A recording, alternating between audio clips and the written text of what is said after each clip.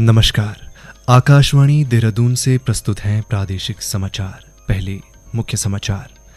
मुख्यमंत्री पुष्कर सिंह धामी ने कहा, सरकार उत्तरकाशी की यमुना घाटी के धार्मिक क्षेत्रों का विकास कर श्री कृष्ण यमुना तीर्थ सर्किट विकसित करेगी।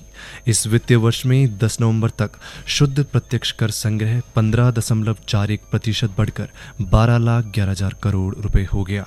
प्रदेश के पर्वतीय क्षेत्रों में इगास बग्वाल का त्योहार पारंपरिक उत्साह और उमंग के साथ मनाया जा रहा है और भगवान बिरसा मुंडा की 150वीं जयंती 15 नवंबर को जनजातीय गौरव दिवस के रूप में मनाई जाएगी। समाचारों के साथ मैं आशुतोष और अब समाचार विस्तार से। मुख्यमंत्री पुष्कर सिंह धामी ने कहा है कि सरकार उत्तरकाशी की यमुना घाटी के धार्मिक क्षेत्रों को विकसित कर श्री कृष्ण यमुना तीर्थ सर्किट विकसित करेगी। मुख्यमंत्री ने आज डामटा में आयोजित यमुना घाटी क्रीड़ा और सांस्कृतिक विकास समारोह को संबोधित करते हुए कहा कि इस तरह के प्रयासों से इस क्षेत्र में आजीविका के नए अवसर पैदा होंगे और आर्थिकी को भी संबल मिलेगा। हमारी योजना है कि श्री कृष्ण यमुना तीर्थ सर्किट इसका बृहद निर्माण करने की है, जिसके अंतर्गत यमुना जी पर भी बहुत विभिन्न प्रकार के घाट बनाए जाएंगे। इन घाटों पर जैसे हरिद्वार में, ऋषिकेश में, देवप्रयाग में या अन्य स्थानों पर जो विशेष आरती का आयोजन हो रहा है, उसी प्रकार यहाँ पर भी विशेष आरतियों का आयोजन किया जाएगा। इससे पूरे क्षेत्र का जहाँ समुचित विकास होगा, उसके साथ साथ यहाँ पर्यटन की संभावनाएं भी बढ़ेंगी, यहाँ के कारोबार बढ़ेंगे। भाइयों बहनों, ऐसे अनेक संभावनाओं पर हम काम कर रहे हैं। देश का शुद्ध प्रत्यक्ष कर संग्रह इस वित्तीय वर्ष में अब तक 15.41% की वृद्धि के साथ 12,10,000 करोड़ रुपए से अधिक हो गया है। केंद्रीय प्रत्यक्ष कर बोर्ड के अनुसार इस वर्ष 1 अप्रैल से 10 नवंबर की अवधि के दौरान रिफंड के समायोजन से पहले सकल प्रत्यक्ष कर संग्रह 21.2% बढ़कर 15 लाख करोड़ रुपए से अधिक हो गया। केंद्रीय शिक्षा मंत्री धर्मेंद्र प्रधान ने कहा है कि साल 2047 तक विकसित राष्ट्र बनने के सपने को हासिल करने का एकमात्र माध्यम शिक्षा है। राज्यों और केंद्र शासित प्रदेशों के सचिवों के साथ उच्च और तकनीकी शिक्षा पर नई दिल्ली में एक राष्ट्रीय कार्यशाला को संबोधित करते हुए श्री प्रधान ने शिक्षा क्षेत्र के 5 प्रमुख पहलुओं के सुधार पर बल दिया। उन्होंने राज्यों और केंद्र शासित प्रदेशों के प्रतिनिधियों से अपने राज्यों में राष्ट्रीय शिक्षा नीति 2020 को लागू करने के लिए आवश्यक कदम उठाने का आग्रह किया और प्रत्येक राज्य की विशेष आवश्यकताओं के आधार पर पाठ्यक्रम बनाने का सुझाव दिया। मुख्यमंत्री पुष्कर सिंह धामी ने देहरादून में कल देर रात सड़क हादसे में 6 लोगों की मृत्यु पर शोक व्यक्त किया। पेंशन भोगियों की सुविधा के लिए देहरादून में भारतीय स्टेट बैंक की 5 शाखाओं में शिविर का आयोजन किया गया। इस दौरान बड़ी संख्या में डिजिटल जीवन प्रमाण पत्र बनाए गए। पेंशन एवं पेंशनभोगी कल्याण विभाग के अवर सचिव समीन अंसारी ने बताया कि शिविर में पेंशन भोगियों का डिजिटल जीवन प्रमाण पत्र जारी किया गया।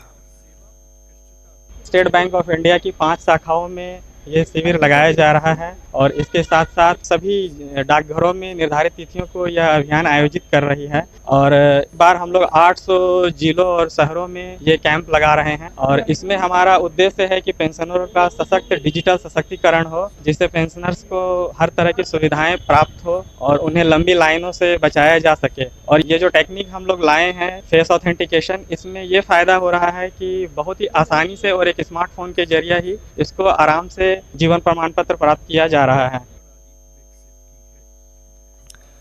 ये समाचार आकाशवाणी के देहरादून केंद्र से प्रसारित किए जा रहे हैं। प्रदेश के पर्वतीय क्षेत्रों में इगास बग्वाल का त्योहार पारंपरिक उत्साह और उमंग के साथ मनाया जा रहा है। इगास दिवाली के 11वें दिन एकादशी को मनाया जाता है। इस अवसर पर घरों में दिए जलाए जाते हैं और तरह तरह के पकवान बनाए जाते हैं। कुमाऊं क्षेत्र में इसे बूढ़ी दीपावली के रूप में मनाया जाता है। इस पर्व पर रात में स्थानीय देवी देवताओं की पूजा अर्चना के बाद ढोल दमाओं के साथ लोक नृत्य किया जाता है और बहलों खेला जाता है। पर्वतीय अंचल में इगास बग्वाल मनाने की परंपरा सदियों से चली आ रही है। नैनीताल जिले में भगवान बिरसा मुंडा की 150वीं जयंती को 15 से 26 नवंबर तक जनजातीय गौरव दिवस के रूप में मनाया जाएगा। ये जानकारी देते हुए मुख्य विकास अधिकारी अशोक कुमार पांडे ने बताया कि मुख्य कार्यक्रम का आयोजन रामनगर स्थित विकासखंड कार्यालय परिसर में 15 नवंबर को सुबह 10 बजे से किया जाएगा। इस अवसर पर पीएम जनमन योजना के पात्र लोगों को लाभान्वित किया जाएगा। साथ ही विभिन्न विभागों की ओर से स्टॉल लगाकर सरकार की जन कल्याणकारी योजनाओं की जानकारी दी जाएगी। राज्य स्थापना दिवस के रजत जयंती वर्ष समारोह की श्रृंखला में उत्तरकाशी में पंजाब सिंध क्षेत्र के निकट गंगा आरती स्थल पर रंगोली और भव्य दीपों की सजावट की गई। इस भव्य दीपदान कार्यक्रम में नौगांव ब्लॉक के उन्नति स्वयं सहायता समूह की ओर से 5100 हस्तनिर्मित डिजाइनर दिए जलाए गए। कार्यक्रम में गंगा आरती और भजनों के साथ ही राज्य के समग्र विकास तथा खुशहाली की कामना की गई। इससे एक दिन पूर्व पर्यटन विभाग ने जोशियाड़ा झील में जल क्रीड़ा महोत्सव का आयोजन किया। इस आयोजन में जिले के विभिन्न स्थानों से आए युवक युवतियों ने कयाकिंग और राफ्टिंग में अपने हुनर का प्रदर्शन कर साहसिक पर्यटन के क्षेत्र में जिले तथा राज्य की सशक्त उपस्थिति को उजागर किया।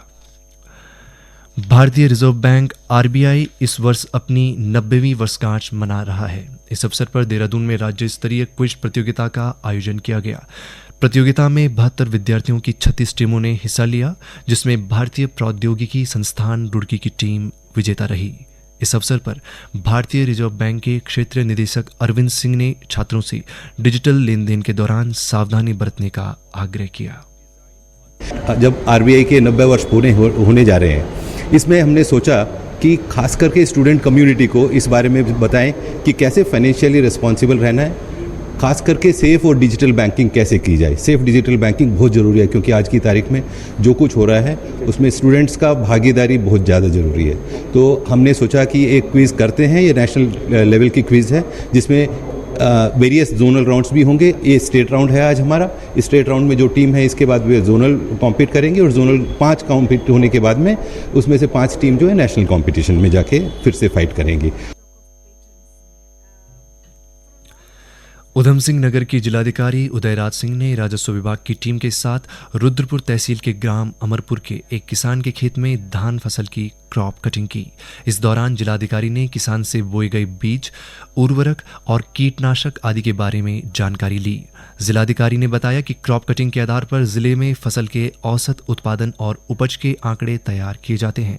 उन्होंने किसानों को अच्छे किस्म के कीटनाशक और समय समय पर सुझाव की आवश्यकता पर बल दिया।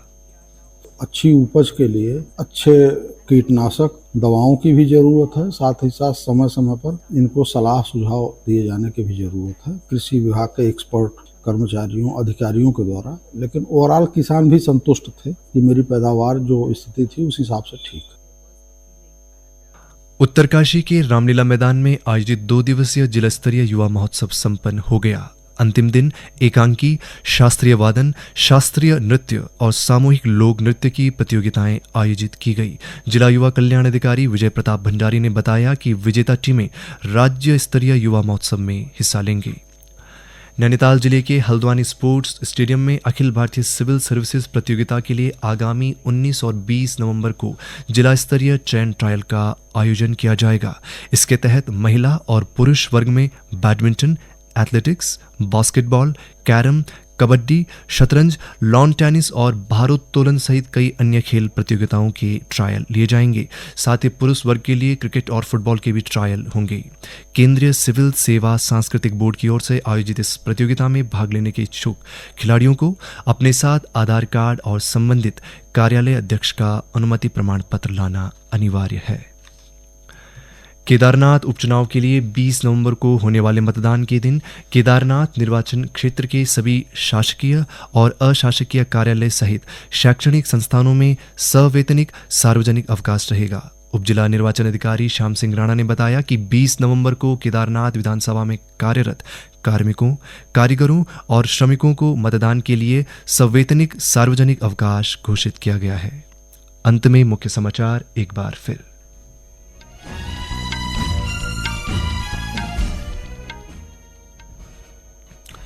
मुख्यमंत्री पुष्कर सिंह धामी ने कहा, सरकार उत्तरकाशी की यमुना घाटी के धार्मिक क्षेत्रों का विकास कर श्री कृष्ण यमुना तीर्थ सर्किट विकसित करेगी। इस वित्तीय वर्ष में 10 नवंबर तक शुद्ध प्रत्यक्ष कर संग्रह 15.41% बढ़कर 12,11,000 करोड़ रुपए हो गया। प्रदेश के पर्वतीय क्षेत्रों में इगास बग्वाल का त्यौहार पारंपरिक उत्साह और उमंग के साथ मनाया जा रहा है और भगवान बिरसा मुंडा की 150वीं जयंती 15 नवंबर को जनजातीय गौरव दिवस के रूप में मनाई जाएगी। इसके साथ ही प्रादेशिक समाचारों का यह बुलेटिन समाप्त हुआ। नमस्कार।